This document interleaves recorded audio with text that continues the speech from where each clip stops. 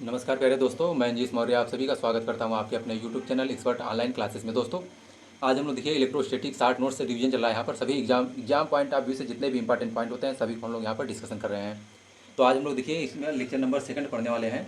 अगर आप लोग लेक्चर नंबर 1 नहीं देखे हैं तो प्लीज़ वीडियो प्ले लिस्ट में जाइए, देखिए बहुत अच्छे से यहाँ पर डिस्कशन करा गया है। तो आइए हम लोग स्टार्ट करते हैं। देखिए कल हम लोग रेजिस्टेंस तक पढ़े थे, रेजिस्टेंस के आगे से आज हम लोग यहाँ पर पढ़ने वाले हैं। तो देखिए रेजिस्टेंस तक पढ़े थे, तो रेजिस्टेंस के बाद से क्या आता है कि लॉ ऑफ रेजिस्टेंस। ठीक है, law of resistance. Law of resistance क्या होता है? देखिए जैसे सपोज करिए एक आपके पास क्या है, कंडक्टर है। ठीक है,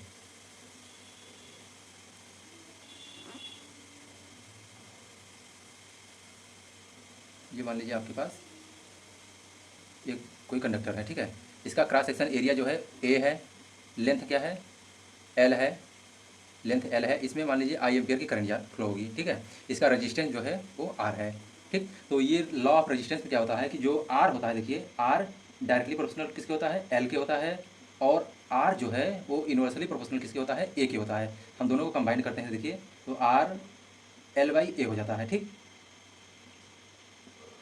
इसके बाद जो है इसको हम लोग क्या करते हैं, प्रोपोर्शनली कांस्टेंट को हटाते हैं तो आर इक्वल टू क्या हो जाता है, रो एल बाई ए हो जाता है। ठीक है, ये इंपॉर्टेंट है, इसको आप लोग ध्यान रखिएगा कि ये रेजिस्टेंस का नियम होता है। इसमें से अब यहाँ से हम रो की वैल्यू निकालते हैं। देखिए तो रो की वैल्यू अगर हम लोग निकालेंगे तो रो इक्वल टू क्या हो जाता है, आर ए बाई एल हो गया। ठीक है, ये जो है इंपॉर्टेंट है, इसको याद रखिएगा। इसकी यूनिट पूछता है आपसे कि यूनिट क्या होती है रो की, तो यूनिट क्या होती है, देखिए यूनिट क्या है, यहाँ से ओम मीटर इसकी यूनिट हो जाती है। देखिए सभी डायमेंशन जितने भी आप पढ़े हैं पढ़ेंगे, सभी का डायमेंशन अभी मैं लास्ट में इस वीडियो के लास्ट में लिखवा दूंगा, तो उसको आप लोग याद कर लीजिएगा।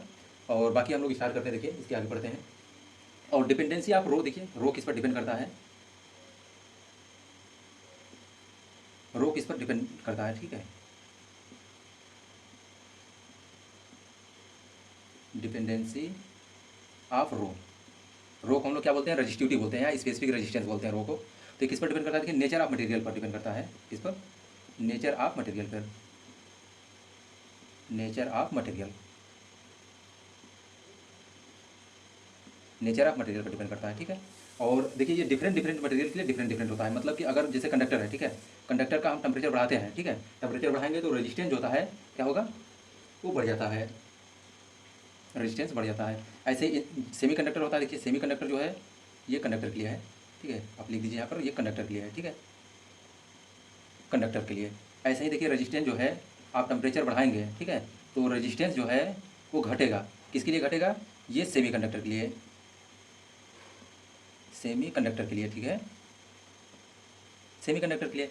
ऐसे ही देखिए इंसुलेटर जो होता है, इंसुलेटर के लिए भी यही सेम होता है। उसमें रेजिस्टेंस टेम्परेचर बढ़ाते हैं तो रेजिस्टेंस घटता है उसमें भी। तो सेमी टेम्परेचर बढ़ाने से जो है रेजिस्टेंस जो है ये घटता है। ये भी इंसुलेटर में होता है। ठीक है, इंसुलेटर, इतना पॉइंट आप लोग ध्यान रखिएगा इसमें। इसके बाद आता है रेजिस्टेंस हो गया, देखिए स्पेसिफिक रेजिस्टेंस हो गया। इसके बाद आता है कंडक्टेंस, कंडक्टेंस। कंडक्टेंस क्या होता है, देखिए कंडक्टेंस जी होता है। जी जो है ये करंट फ्लो का हेल्प करता है। मतलब अगर किसी कंडक्टर में करंट फ्लो होता है तो किसके कारण होता है, कंडक्टेंस के कारण। तो ये क्या करता है, इलेक्ट्रिसिटी फ्लो का सपोर्ट करता है। तो ये रेजिस्टेंस का अपोजिट होता है, क्योंकि रेजिस्टेंस जो होता है ये क्या करता है, करंट फ्लो का अपोज करता है। ठीक है, अब इसकी यूनिट क्या होती है, आर यूनिट जो है इसका यूनिट क्या होती है, महो होती है। ऐसे लिखते हैं हम लोग महो, या इसको सीमेंस बोलते हैं। ठीक है, महो या सीमेंस बोलते हैं। तो यहाँ से अगर आप सिंपली निकालना चाहेंगे, देखिए इसके बाद कंडक्टेंस हो गया। कंडक्टेंस के बाद क्या आता है, देखिए स्पेसिफिक कंडक्टेंस आता है। स्पेसिफिक कंडक्टेंस, स्पेसिफिक कंडक्टेंस,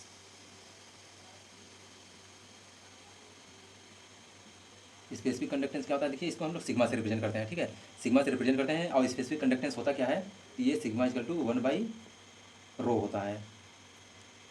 ये ध्यान रखिएगा आप लोग। स्पेसिफिक कंडक्टेंस जो होता है 1/रो होता है। और इसकी यूनिट क्या होती है, देखिए तो यूनिट क्या होती है, ओम। देखिए इसकी यूनिट क्या होती है, ओम मीटर होती है। तो ओम मीटर की ये महो मीटर हो जाएगा आपका, जो महो पर मीटर, या तो फिर इसका क्या होता है, सीमेंस पर मीटर होता है। ये आप लोग ध्यान रखिए, इसी को हम लोग क्या बोलते हैं, सीमेंस बोलते हैं। इसको आर लिखे ना, ये पता लगा आप लोग महो पर सीमेंस समझ लेंगे, आर सीमेंस होता है। ठीक है, ये आप लोग ध्यान रखिएगा कि यूनिट जो है तो इसमें क्या है, कंडक्टेंस की यूनिट क्या होती है, महो होती है या सीमेंस होती है। स्पेसिफिक कंडक्टेंस क्या होती है, स्पेसिफिक कंडक्टेंस होती है सिग्मा इक्वल टू 1/ρ होता है। इसके बाद बचा आपका क्या, देखिए इसकी यूनिट क्या होती है, स्पेसिफिक कंडक्टेंस की यूनिट क्या होती है, महो पर मीटर होती है या सीमेंस होती है। ठीक है, इतना हम लोग देखते हैं। बाकी हम लोग देखिए, आइए अगले पॉइंट में देखते हैं।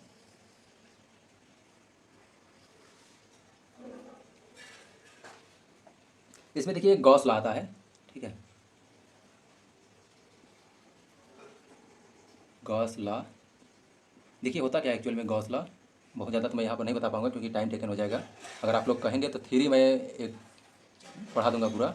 तो जैसे मान लीजिए ये कोई एक सरफेस है, ठीक है, सरफेस से ये मान लीजिए सरफेस है, और इस सरफेस से मान लीजिए इसका किसी एक एरिया से, पार्टिकुलर एरिया है इसका ए है, यहाँ से फ्लक्स जो है वो मान लीजिए आपका फाई जा रहा है। इसका चार्ज कितना है, देखिए क्यू है, और चार्ज क्यू है तो इसमें से जो आवेश होता है, चार्ज होता है, वो फ्लक्स जो है, फ्लक्स मान लीजिए फाई है, तो फ्लक्स जो होता है आवेश का 1/ε गुना होता है। तो मतलब कि देखिए जो फ्लक्स होता है, फ्लक्स मतलब किसी बंद पृष्ठ से गुजरने वाला जो चार्ज होता है, आवेश होता है, वो 1/ε गुना होता है।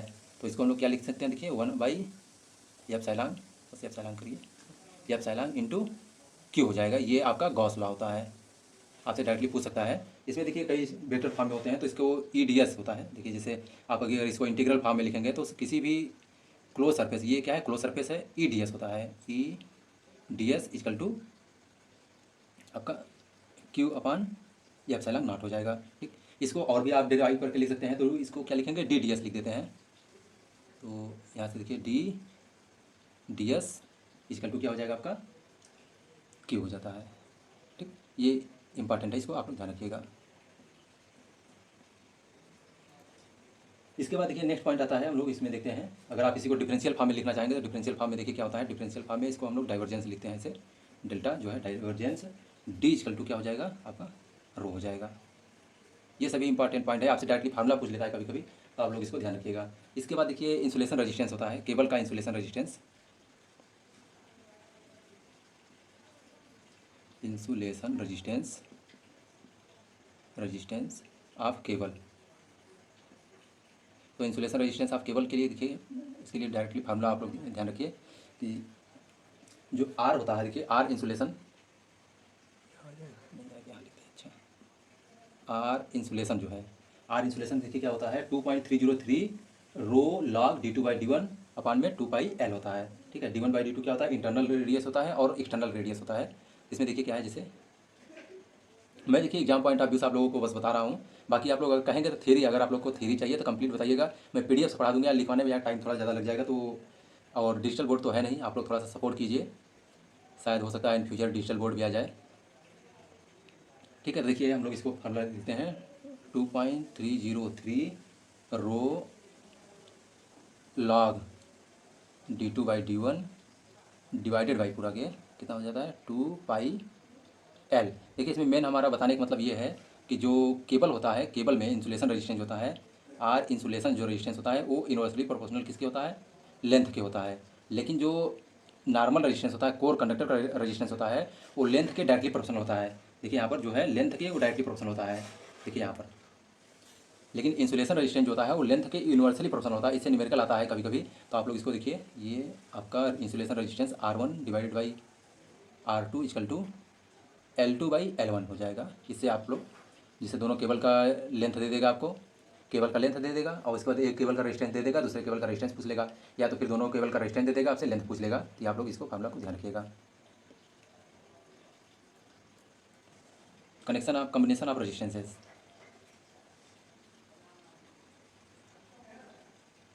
कम्बिनेशन ऑफ रेजिस्टेंस, सबसे पहले क्या है, सीरीज में। देखिए सीरीज में क्या होता है, जैसे मान लीजिए ये आपका रेजिस्टेंस है,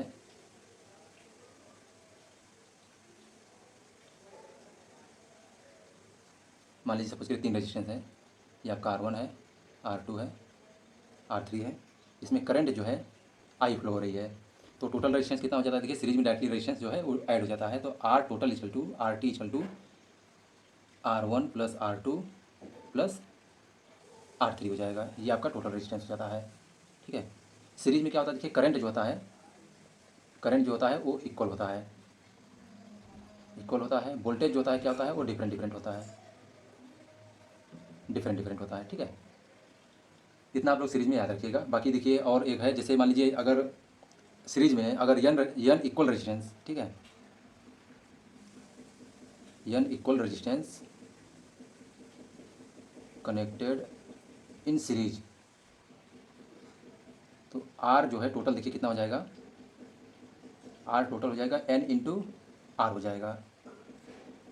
ठीक है, ये आप लोग इतना ध्यान रखिएगा कि अगर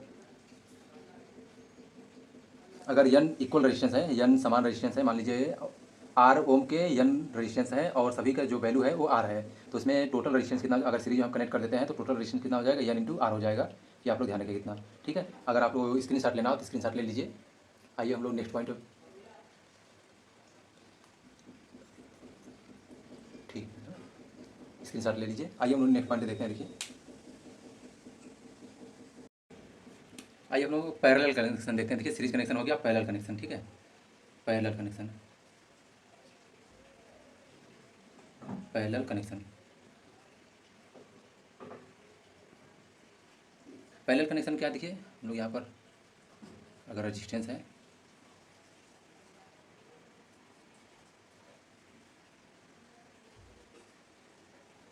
ये R1 है आपका, ये R2 है और ये R3 ऐसे कनेक्टेड रहेंगे, मान लीजिए डैश डैश ऐसे जितने भी, और इनके बीच का वोल्टेज कितना है, V है। ठीक है, सब में करंट क्या है, डिफरेंट डिफरेंट, इसमें I1, इसमें I2 और इसमें I3, यहाँ टोटल वोल्टेज V है। ठीक है, तो इसमें देखिए पैरेलल कनेक्शन होता क्या है, पैरेलल कनेक्शन पहला पॉइंट क्या है, देखिए वोल्टेज जो होता है, देखिए वोल्टेज क्या होगा, इक्वल होगा इच रेजिस्टेंस, वोल्टेज क्या आएगा, सभी रेजिस्टेंस के लिए इक्वल होगा। करंट क्या है, देखिए करंट जो है वो डिफरेंट रहेगा। ठीक है, डिफरेंट डिफरेंट रहेगा। ठीक है, इसमें टोटल रेजिस्टेंस जो है आर टी इक्वल टू कितना हो जाएगा, देखिए टोटल रेजिस्टेंस जो है 1/R1 plus 1/R2 plus 1/R3, और जितने रेजिस्टेंस जुड़े रहेंगे सबका ऐसे ही एडिशन हो जाएगा, 1/R1 1/R2 1/R3 हो जाएगा। ठीक है, इसमें देखिए अगर एन इक्वल रेजिस्टेंस है, ठीक है, आर ओम के, मान लीजिए आर ओम के एन इक्वल रेजिस्टेंस है, आर ओम के, मान लीजिए आर ओम के एन रेजिस्टेंस जो है कनेक्टेड इन पैरेलल। ठीक है, तब देखिए क्या होगा, तो आर टोटल जो है वो हो जाएगा आपका कैपिटल R/N हो जाएगा। ठीक है, ये जो है 1/R/N हो जाता है। इसके बाद देखिए एक क्वेश्चन आपसे पूछता है कि, और इसमें देखिए एक क्वेश्चन ये इंपॉर्टेंट है, डायरेक्टली न्यूमेरिकल आपसे पूछता है कि एन इक्वल रेजिस्टेंस के, अगर जैसे मान लीजिए, एक मिनट में लिख दे रहा हूँ उसको, आप फिर उसका बताता हूँ आपको। देखिए इसमें ये है, देखिए जैसे आर कैपेसिटी, देखिए आर कैपेसिटी के, ये इंपॉर्टेंट पॉइंट है, आप इसको डायरेक्टली निकाल भी सकते हैं या फिर ऐसे ही देखिए सिंपल। तो आर कैपेसिटी के यन रेजिस्टेंस पहले क्या करते हैं, सीरीज में कनेक्ट करते हैं। ठीक है, तब इक्विवेलेंट जो है, तब इक्विवेलेंट कितना हो जाता है, आर इक्विवेलेंट जो है आर एस हो जाता है। फिर हम क्या करते हैं, देखिए फिर इसको हम पैरेलल में कनेक्ट करते हैं, फिर पैरेलल में कनेक्ट कर देते हैं, तब उसमें आर इक्विवेलेंट जो है टोटल रेजिस्टेंस कितना हो जाता है, आरपी हो जाता है। तो आरपी और आरएस में रिलेशन क्या होता है, जिससे आपसे डायरेक्टली क्वेश्चन पूछता है।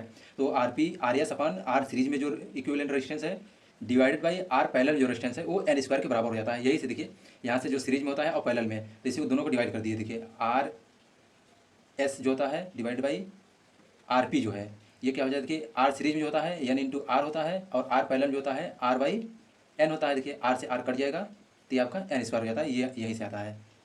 ठीक है, नेक्स्ट हम लोग देखिए वोल्टेज डिवीजन रूल देखते हैं। वोल्टेज डिवीजन,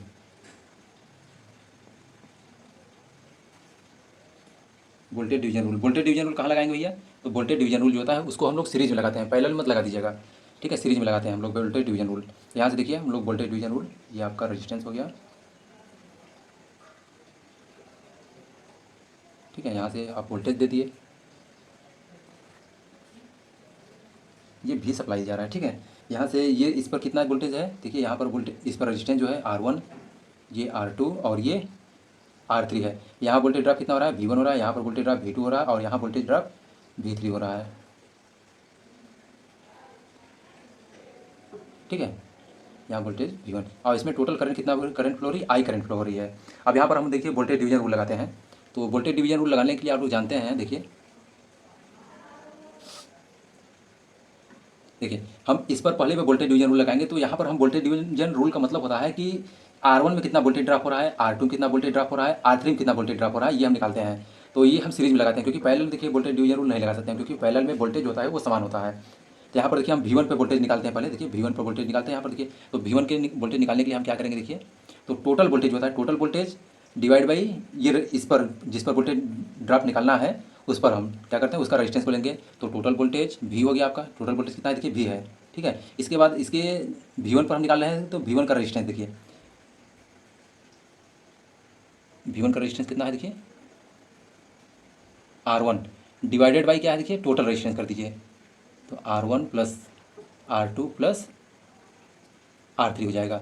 ऐसे ही देखिए V2 आप निकालेंगे, V2 मतलब R2 पर voltage drop, R2 voltage drop देखिए कितना है V2 है, ठीक है। तो V2 निकालने के लिए क्या करेंगे आप, टोटल वोल्टेज V, और इसके बाद जो है देखिए कितना R2 पर वोल्टेज ड्रॉप V2 है तो R2 लिखेंगे into R2 divided by total resistance R1 plus R2 plus R3 हो जाएगा ना। ऐसे V3 निकालेंगे तो V3 निकल जाएगा। तो ये वोल्टेज डिवीजन रूल हो गया, ठीक है। इसके बाद देखिए ऐसे R3 निकालेंगे तो R3 हो जाएगा, तो कोई दिक्कत नहीं है मेरे हिसाब से। इसके बाद देखिए करंट डिवीजन रूल आता है, करंट डिवीजन रूल, ठीक है, division rule. Current division rule कहाँ लगाएंगे आप, पैरेलल लगाएंगे, क्योंकि सीरीज में देखिए करंट डिवीजन रूल नहीं लगा सकते हैं, क्योंकि करंट तो सीरीज में सेम रहती है। देखिए जितना आई करंट इसमें फ्लो रही है, इस R1 में भी आई करंट R2 में फ्लो रही है, आई करंट R3 में फ्लो रही है। तो करंट डिवीजन रूल जो है सीरीज सर्किट में हम नहीं लगाते हैं, करंट डिवीजन रूल हम लोग पैरेलल सर्किट में लगाते हैं। तो देखिए सिंपल देख लीजिए कि एक पैरेलल सर्किट बनाते हैं, देखिए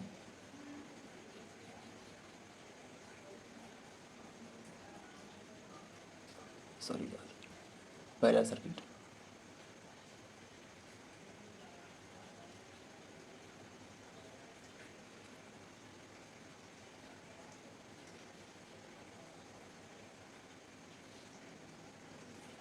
यहाँ से वोल्टेज हम लोग जो है वो V दे रहे हैं, V वोल्टेज दे रहे हैं, प्लस माइनस कर दीजिए।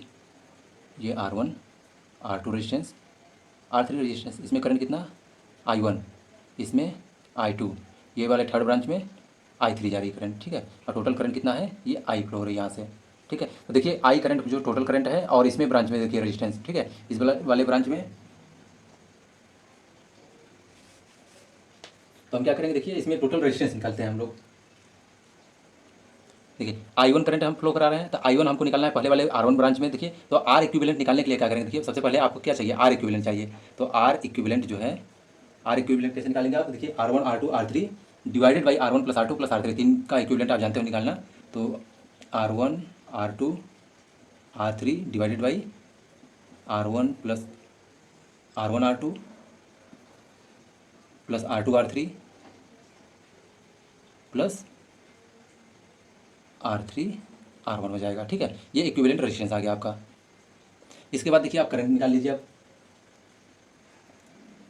I1 आपको करंट निकालना है, पहले देखिए R1 ब्रांच में करंट निकालना है आपको। तो R1 ब्रांच में करंट निकालने के लिए क्या करेंगे, देखिए आप R1 ब्रांच में कितना करंट जा रही है, I1 करंट जा रही है। तो I1 करंट जा रही है, तो आपको निकालना क्या है, देखिए जिस ब्रांच में हम निकालते हैं उसको छोड़कर बाकी अदर वाले ब्रांच का रेजिस्टेंस लेते हैं। तो जैसे देखिए हम I1 में निकाल रहे हैं करंट, ठीक है, I1 में करंट निकालना है, तो I1 में हम मल्टीप्लाई नहीं करेंगे उसमें पहले रेजिस्टेंस को। तो हम क्या करेंगे, देखिए I2 वाले को मल्टीप्लाई करेंगे। तो ये I1 निकालना है, देखिए इसको वाले छोड़ देंगे, इसको डिवाइड कर दीजिए, इसको छोड़िए। देखिए यहाँ से हम जब इसको रखेंगे, देखिए तो यहाँ से R1 ऐसे देखिए R इक्विवेलेंट जो होता है, R इक्विवेलेंट डिवाइडेड बाई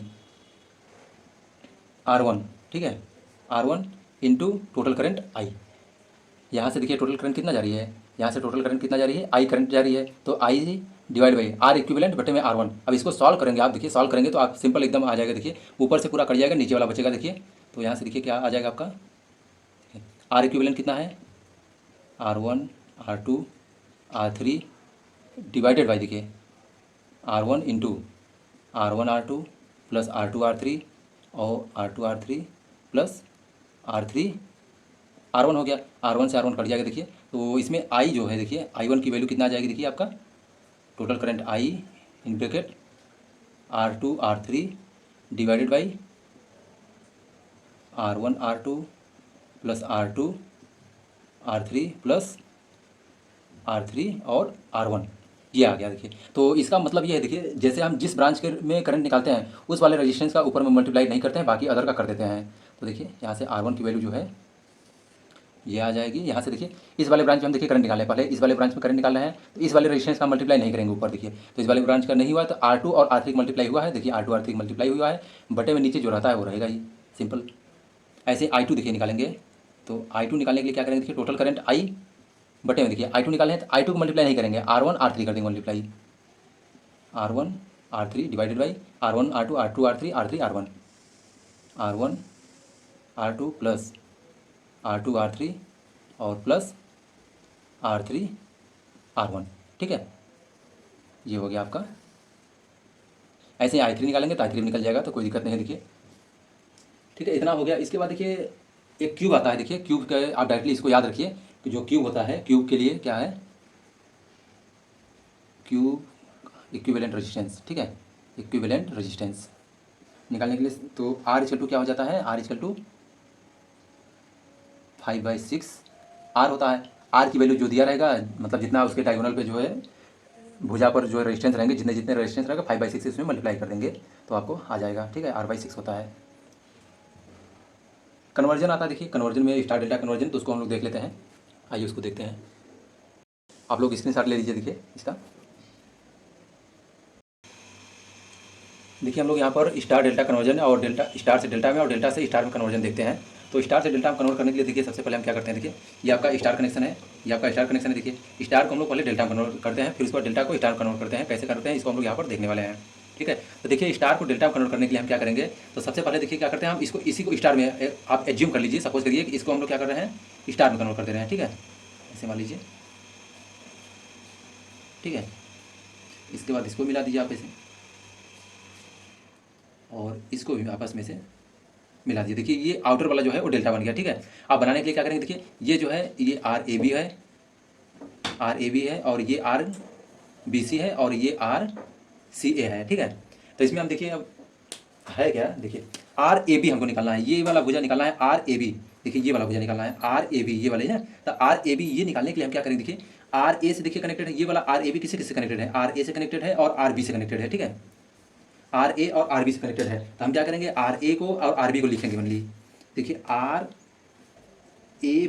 ठीक है, RAB ये वाला भुजा जो है, देखिए ये वाला भुजा, इसको हम लोग लिख रहे हैं। तो यहाँ से देखिए किससे किससे कनेक्टेड है, RA से कनेक्टेड है, RB से कनेक्टेड है, तो इन दोनों को हम लिख देंगे RA प्लस RB, ठीक है। इसके बाद देखिए प्लस अब कौन कौन भुजा नहीं कनेक्टेड है इससे, देखिए तो जो भुजा नहीं कनेक्टेड है, देखिए RAB से कौन नहीं कनेक्टेड है, देखिए AB कनेक्टेड है, C वाला जो नहीं कनेक्टेड है C से डिवाइड कर दीजिए, देखिए।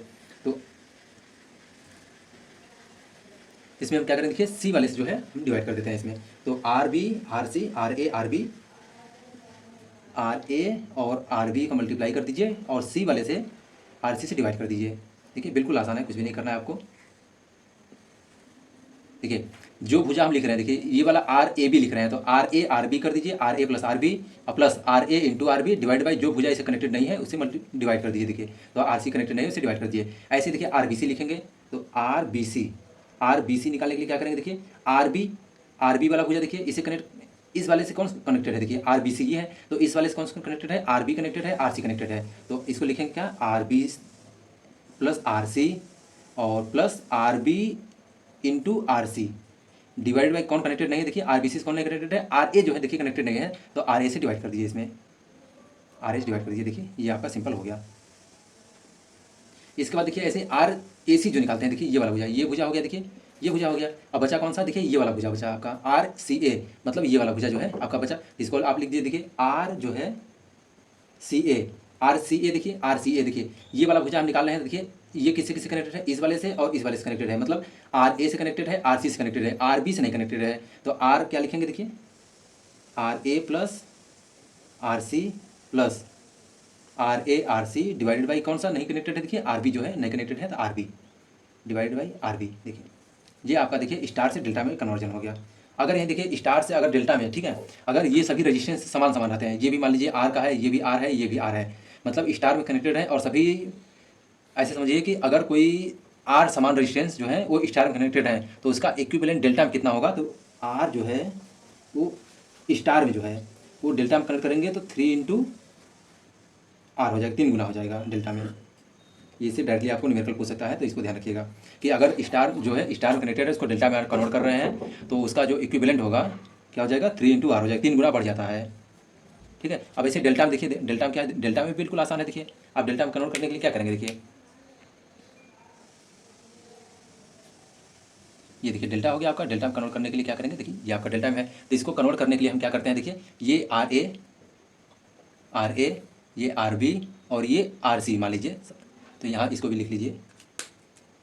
देखिए ये आपका आर ए हो गया, ये आपका आर बी हो गया और ये आपका आर सी हो गया। तो आर ए देखिए पहले हम क्या करते हैं, इस वाले भुजा को निकालते हैं। देखिए इस वाले को आर ए को, ठीक है, आर ए को निकालते हैं। तो आर ए को निकालने के लिए क्या करेंगे, देखिए आर ए, ठीक है। देखिए आर ए में कौन कौन भुजा नहीं कनेक्टेड है, देखिए कौन कौन कनेक्टेड है सबसे पहले, तो R C, R A C, R A B, ठीक है, आर सी ए और आर ए बी कनेक्टेड है। देखिए इससे जो है कौन कौन से कनेक्टेड है, आर ए से, तो आर ए से आर सी ए और आर ए बी कनेक्टेड है। इन दोनों क्या करेंगे आप, देखिए मल्टीप्लाई कर दीजिए, ठीक है। तो आर ए की जो वैल्यू आती है, देखिए R A B into R C A, ठीक है, R A B into R C A, ठीक है, डिवाइडेड बाई तीनों का रेजिस्टेंस को डिवाइड कर दीजिए।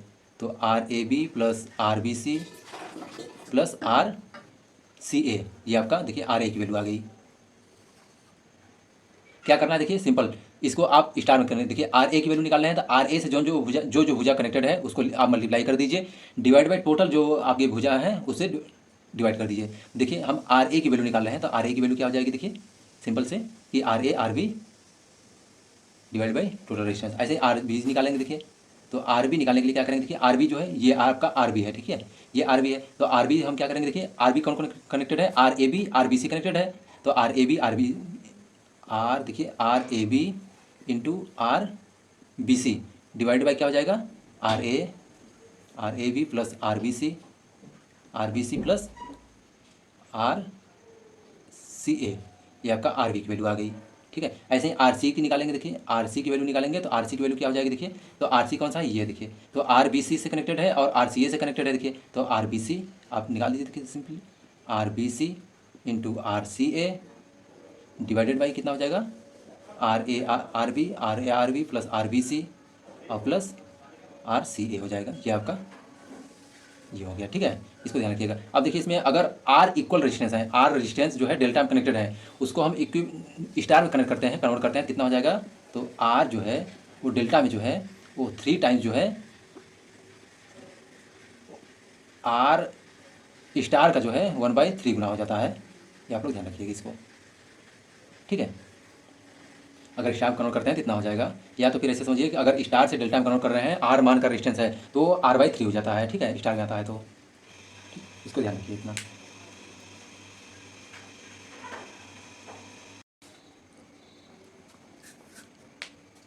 यहाँ पर देखिए हम लोग पावर देखते हैं। देखिए पावर इक्वल टू क्या होता है, तो पावर इक्वल टू जो होता है, पावर है क्या, देखिए P इक्वल टू W/T होता है, तो यहाँ से VI हो जाएगा, I² R हो जाएगा और V²/R होता है। तो I²R जो होता है सीरीज सर्किट हम लोग लगाते हैं और V²R जो होता है वो वोल्टेज रेटिंग सेम रहती है तब लगाते हैं, तो पैरेलल सर्किट के लिए लगाते हैं। इसकी यूनिट क्या होती है, देखिए वाट होती है या फिर जूल सेकंड होती है, ठीक है। इसके बाद जूल का नियम होता है, देखिए तो H इक्वल टू I²RT होता है, इसकी यूनिट क्या होती है, जूल होती है। एनर्जी आता है, देखिए एनर्जी जो होती है ये VIT होता है, I²RT होता है और V²T/R होता है, जूल होती है यूनिट।